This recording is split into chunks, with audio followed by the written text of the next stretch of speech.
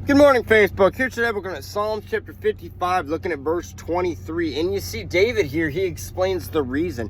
He explains the reason why he's still able to cling to and even look to God despite everything that's going on in his life. Despite this situation, despite how horrible it looks from the outside appearance, despite how all those who were once with him are now standing against him, despite the feeling of being absolutely alone in everything he does, being completely isolated, that nobody wants him around, being unwanted, being unloved, and even the feeling of that absolute gut-wrenching pain that is now flowing through David's heart because of that epic betrayal by someone he cares about so dearly. You see, because of all that, David right here, he speaks of the reason why he's able to lift his hands up to God. Because he knows that God is fully in control.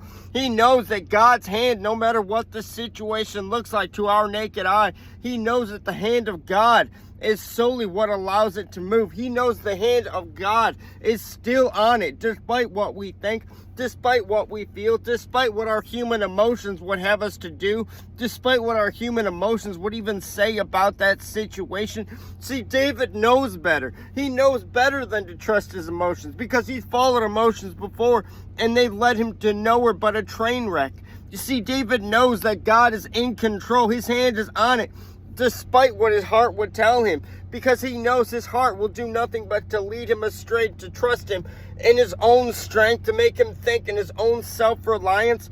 But you see, David here, he can look in the past. He can remember all the times in the past running from King Saul. He can remember all the times that he was in the same very similar situation where he lost everything, where everybody stood against him, where complete and total isolation and loneliness consumed his heart. You see, he did not allow his emotions to dictate the direction of his faith. He did not allow his feelings and emotions to corrupt his vision to where he could not see the goodness and grace of God in the situation that he was in. But you see, because David stayed in prayer, you see, the peace of God is what's ruling in his heart. And he's able to see the Lord God in every single area of his life, no matter where he's at.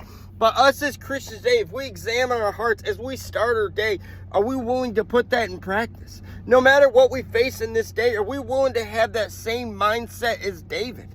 That we can still believe no matter what happens in our lives, that we can still stay in prayer, that we can still keep our eyes pointed up to heaven, no matter how hard our day gets, no matter who stands against us, no matter how badly people turn on us or talk bad about us.